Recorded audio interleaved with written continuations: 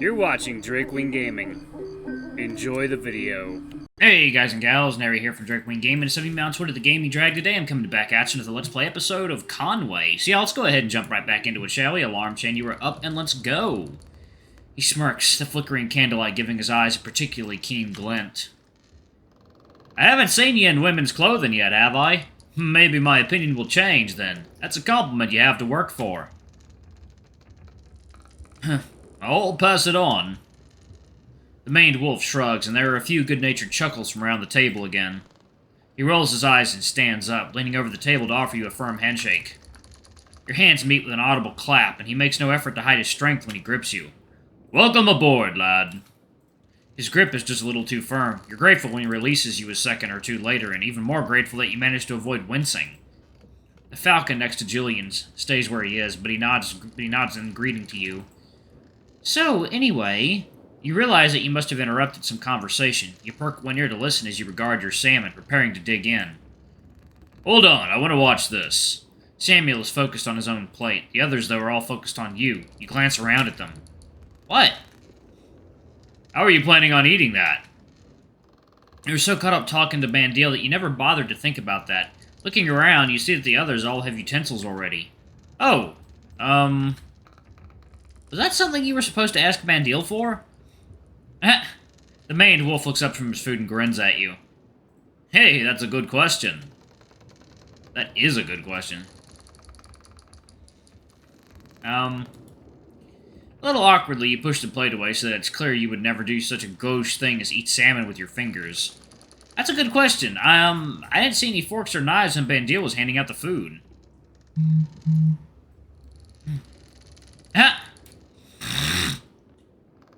God, what voice was I doing for Torres? Oh, yeah. And you didn't think to bring your own? You knew they fed us, right? I hoped. I didn't give us orientation or anything. I didn't think to ask. We were all fresh meat once, I guess, Julian. His plate is already clean, so is the fork he was using, you notice. He produces a rag from his pocket, scrubs the utensils again, and then hands it to you across from the table. Here you go. I need it back, though. You take the fork with a nod. Thank you. Where do I ask about getting one? Where did this come from? Finishing school. Julian rolls his eyes. No. Silver, isn't it? No, silver-plated brass. Still got silver in it. God, you're impossible sometimes. I bought my mess kit before I reported aboard. I was warned about that in advance, at least. It does seem rather elegant, and by this point you're too hungry to care about whose fork you're using. Bandil's prepared the salmon as excellently as you might have guessed. It falls neatly apart at the touch of your fork. The smooth taste of the fish spreads across your tongue. He was right. The sauce is an absolutely perfect accompaniment. That good. You realize you'd sat up straight reflexively, your ears perked up as if all your senses could focus on the meal itself.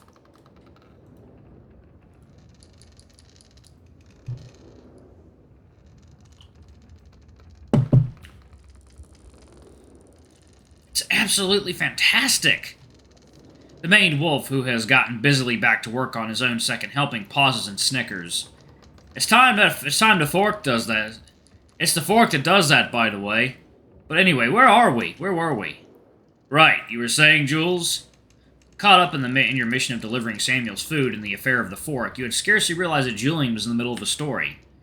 Right, so they'd locked the door to the storage, as they do every night. My goddamn heart was beating like crazy!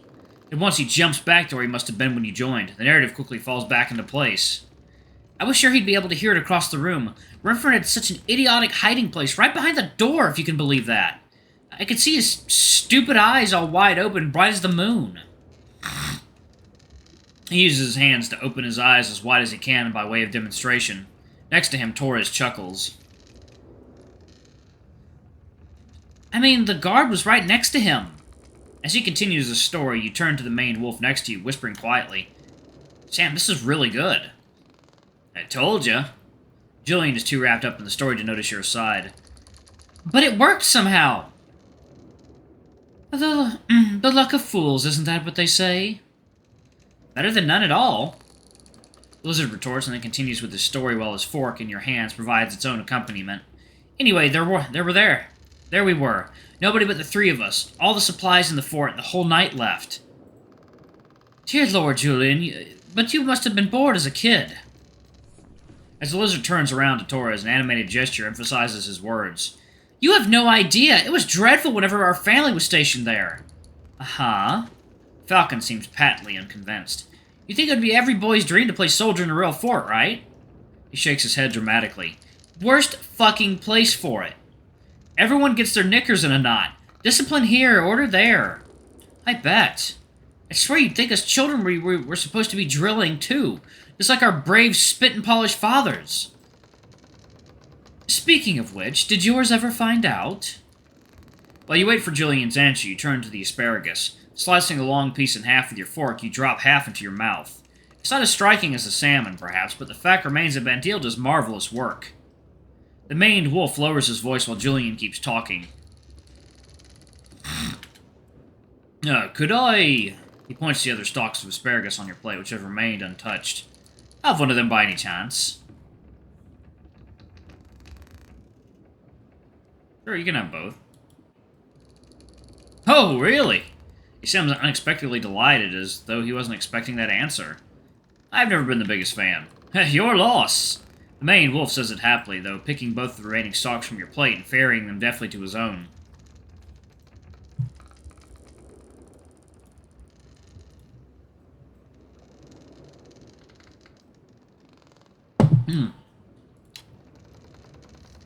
I absolutely love asparagus, especially the way Bandil does them. Call me weak for pining for vegetables if you must. Not planning on holding it against you one way or the other.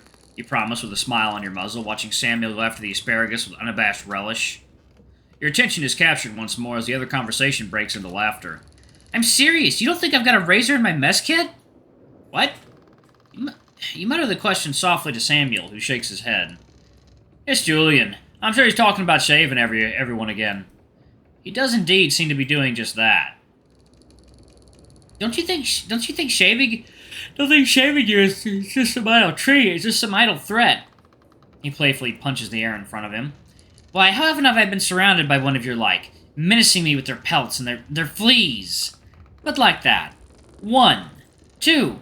Like a ferocious cornered beast, I strike. He pantomimes the act of shearing, albeit with more enthusiasm than skill, leaving nothing behind but shorn and whimpering men.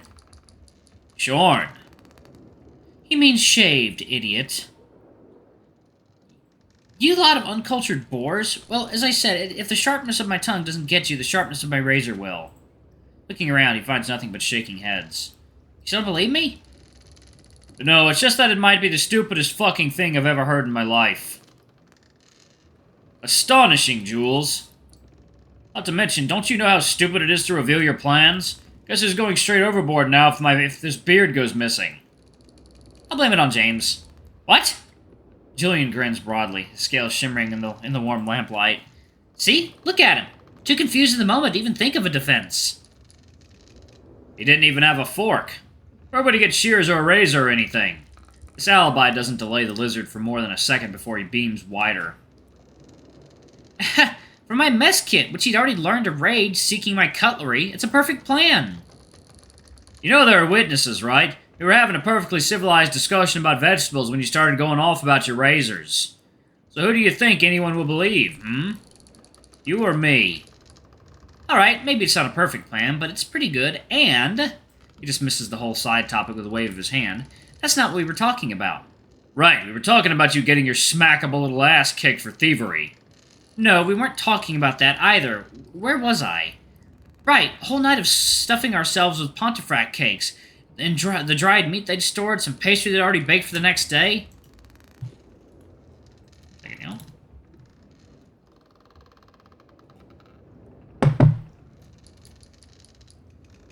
It looked as if some rats had ransacked the place. Having finished his plate, Samuel lifts his head up to interrupt again. On the topic of foolish things being done at night, sorry for butting in again, but I think I'll call it for today. Morning watch tomorrow, and you too. He looks at Julian and you, his muzzle turning to indicate his targets. You should do the same. I'd rather not have to pick up your slack just because you barely slept 2 hours. Oh, yes, I guess it is a bit late. Good night, Sam. Take a moment to think before... Longer. You shift your legs to the side so he can get off the barrel and squeeze past you. He's remarkably graceful about it, but the quarters are too close for you to avoid getting a face full of maned wolf-tail fur tickling your nose. What about you? You're staying? Sure, I mean, I wouldn't want to miss out on you getting your ass kicked. Oh. Who's leaving?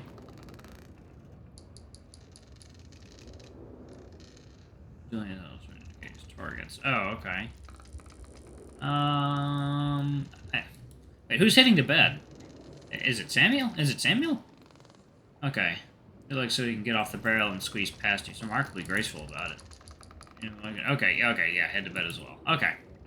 You decided it'd be best to listen to his advice. Besides which, it's not like you're really expecting much from Julian's story.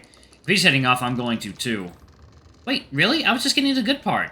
You can tell me tomorrow, or I'm sure Conrad will savor the best bits. Oh, yeah.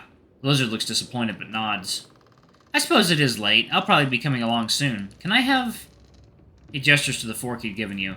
As you hand it back over, you feel a little guilty about not being able to clean it, and for skipping out on the rest of his story, overly excitable as the young man might be. Thank you. I'll figure something out. He wipes it down with his own cloth, giving a mild shrug. It's fine. I'll see you tomorrow if you're asleep by the time I get there. Right. It was nice to meet you two, Conrad and Torres. I appreciate the warm welcome. Yeah, welcome aboard. We'll be seeing more of each other, I'm sure. Listen to Sam. Sleep while you can, James. Trust me. You nod and follow Samuel as the maned wolf skillfully picks his way through the ship. He's alright, that kid. Probably just, well, I was going to say inexperienced. He gives a quiet laugh and gestures towards you. But you are, too. You should talk to the purser tomorrow, though. They'll be able to set you up with a mess kit or something like that. Oh, thanks. Hey, and just think, you'll be well on your way to becoming a proper sailor. He pauses and points with his muzzle towards where Bandil is beginning to tidy up after the crew's dinner. Would you mind waiting here for a moment? I want to thank Bandil. Of course. He makes his way past some of the other tables, and you notice how skillfully he's able to move amongst the crates and other obstacles. Yeah, I can be able to manage with such skill. Aren't felines supposed to be agile? The maned wolf's tail sways after him, following with the same kind of sinuous grace. Bandil has taken a seat briefly, inspecting one of the plates. He looks up at Samuel's approach and smiles at the maned wolf.